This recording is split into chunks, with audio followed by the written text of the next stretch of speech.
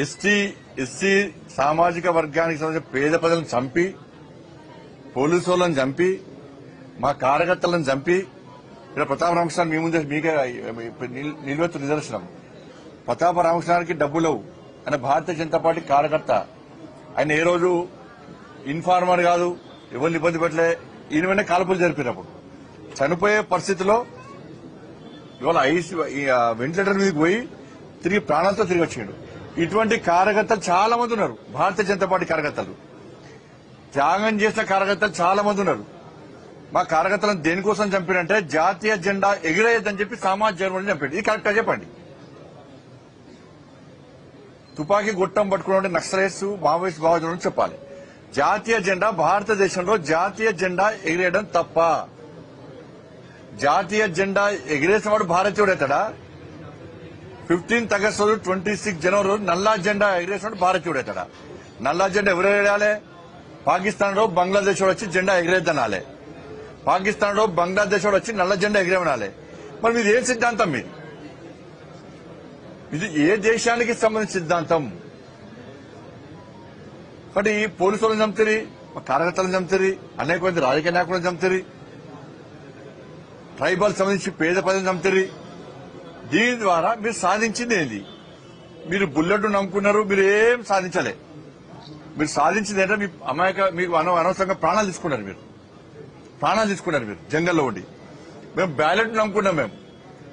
మీకు మాకు యుద్దం అదే ఇన్ని సంవత్సరాలుగా సిద్ధాంతపరంగా వైరుధ్యాలు.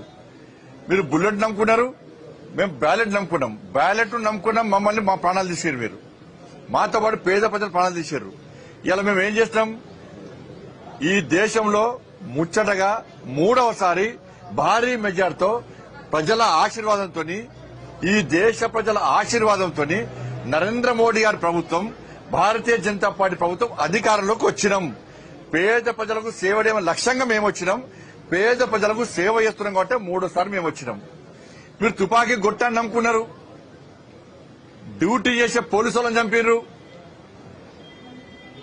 సమాజాన్ని రక్షించే పోలీసులను చంపారు, ఎస్సీ సామాజిక వర్గాన్ని పేదలను చంపారు. ఏం సాధించారు? ప్రాణాలు కోల్పోతున్నారు. మీరు ఇవాళ దేశంలో ఉన్నది ఆషామాషి ప్రభుత్వం కాదు, నరేంద్ర మోడీ గారి ప్రభుత్వం. మేము మళ్ళీ చెప్తున్నాం, తుపాకీ ఉండాల్సింది బార్డర్ లో ఉన్న జవాన్ దగ్గర, సమాజాన్ని రక్షించే పోలీసుల దగ్గర. వీళ్ల దగ్గర తప్ప వేరే వ్యక్తులకు తుపాకీ ఉండడాన్ని నరేంద్ర మోడీ గారి ప్రభుత్వం సహించదు, దానికి క్షమించదు, దానికి అనుమతులు ఇవ్వరు.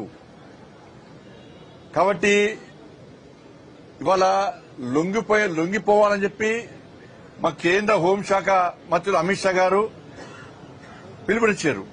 అమిత్ షా గారు ఒక మొండి పట్టుదలతోని ఈ సమాజాన్ని రక్షించాలి, ఈ దేశాన్ని రక్షించాలని చెప్పి ఒక లక్ష్యంతో, పేద ప్రజల ప్రాణాలు కాపాడాలని చెప్పి ఒక లక్ష్యంతో ఇలా అమిత్ షా గారు ఒక నిర్ణయం తీసుకున్నారు. లొంగిపోండి, తుపాకీ గొట్టం ద్వారా మీరు ఏం సాధించబోరు, ఇంతవరకు ఏం సాధించలేరు, మీరు ప్రాణాలు తీసుకోకండి, లొంగిపోండి, మావోయిస్టులను అంతం చేయడమే మా లక్ష్యం, మావోయిజం ఈ దేశంలో పనిచేయదు అని చెప్పి కరాఖండిగా చెప్పి ఇలా మావోయిస్టులకు అవకాశం ఇచ్చారు. ఇలా అవకాశాన్ని సద్వినియోగం చేసుకోవాల్సిన అవసరం ఉన్న సందర్భంలో కొంతమంది మొండి పట్టుతోని, తప్పుడు ఆలోచనలతోని వాళ్ళు ప్రాణాలు తీసుకుంటున్నారు. ఇలా మన ఛత్తీస్గఢ్ లో లొంగిపోయారు. ఛత్తీస్గఢ్ లో ఎస్టీ సామాజిక వర్గానికి సంబంధించి మైనర్ అమ్మాయిలు, చిన్న అమ్మాయిలు, అభయ శుభం దిగిన అమ్మాయిలకు మీరు తుపాకులు ఇచ్చి ఏం సాధిస్తారు చెప్పండి? దాని ద్వారా తుపాకులు ఎవరు చంపడానికి? రండి, సమాజం రండి, సమాజం మార్పు కోసం ప్రయత్నం చేయండి, అందరితో మాట్లాడండి. తుపాకీ పట్టుకొని మీరు కాల్స్తా అంటే ఇది క్షమించే ప్రభుత్వం నరేంద్ర మోడీ ప్రభుత్వం కాదు. ఇలా మనం ఛత్తీస్గఢ్ లో చూస్తుంటే చిన్న అమ్మాయిలు తుపాకులు పట్టుకొని లొంగిపోతే వాళ్ళ భవిష్యత్తు ఏం కావాలి? వాళ్ళ భవిష్యత్తు నాశనం చేసేవాళ్ళు మీరు.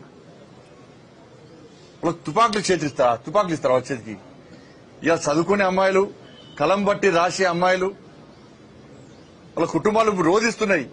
మా అమ్మాయిలకు మాయమాటలు చెప్పి తుపాకులు చేతికిస్తే మా అమ్మాయి ప్రాణాలు కోల్పోతే దాని బాధ్యత ఎవరు సార్? మా కుటుంబాన్ని ఎవరు సాధాలి సార్ అని చెప్పి ఆ పేద కుటుంబాలు ఇవాళ ఈ మావోయిస్టులను ప్రశ్నిస్తున్నాయి, మావోయిస్టు నాయకులను ప్రశ్నిస్తున్నారు. ఇవాళ చిన్న చిన్న అమ్మాయిలు పాపం వాళ్ళు తిండి లేక జంగల్ పట్టుకొని తిరుగుతున్నారు, తిండి తిప్పలేక జంగల్లో తిరుగుతున్నారు. పాపం ఎవరు సిద్ధాంతం అంటున్నారు,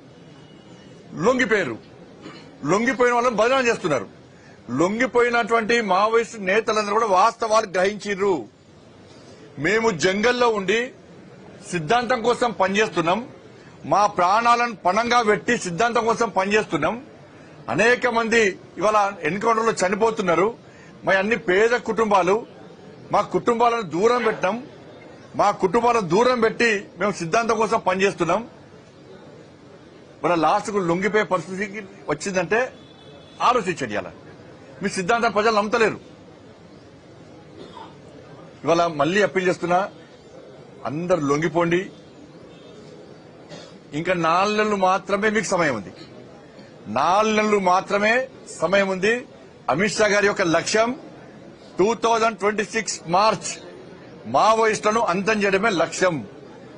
అమిత్ షా గారు ఒక మాట అంటే మాట నిలబెట్టుకునేటువంటి వ్యక్తి. మీకు అవకాశం ఇంకా 4 నెలలు ఉంది. ఇవాళ హిడ్మా ఇవాళ పెద్ద నాయకుడు, మావోయిస్ట్ సంబంధించి జాతీయ స్థాయి నాయకుడు ఏం సాధించాడు చెప్పాలి? ఏం సాధించిండు? ఇవాళ నువ్వు చనిపోతే ఆయన చనిపోయిన, భార్య చనిపోయా. ఇలా అర్బన్ నక్సల్స్ మాయలో పడి జంగల్లో ఉన్న నక్సలైట్స్, మీరు మోసపోకండి, మీ ప్రాణాలు తీసుకోకండి. అర్బన్ నక్సల్స్ అనే వ్యక్తులు ఏసీ రూమ్ లో ఉంటారు. వాళ్ళ కుటుంబాలు మంచిగా ఉంటాయి, అర్బన్ నక్సల్స్ కుటుంబాలు మంచిగా ఉంటాయి. ఏ ప్రభుత్వం వస్తే ఆ ప్రభుత్వాన్ని కొమ్ము కాసి పైరవలు చేసుకుంటారు. వాళ్ళు మావోయిస్టు సిద్ధాంతాల గురించి వాళ్ళు మాట్లాడతలేరు. వాళ్ళకి ఏ ప్రభుత్వం వస్తే ఆ ప్రభుత్వాన్ని కొమ్ము కాస్తారు, ఆస్తులు సంపాదించుకుంటారు, వాళ్ళు పైరవలు చేస్తున్నారు, వాళ్ళు ఏసీ రూమ్ లో ఉంటున్నారు, కార్ల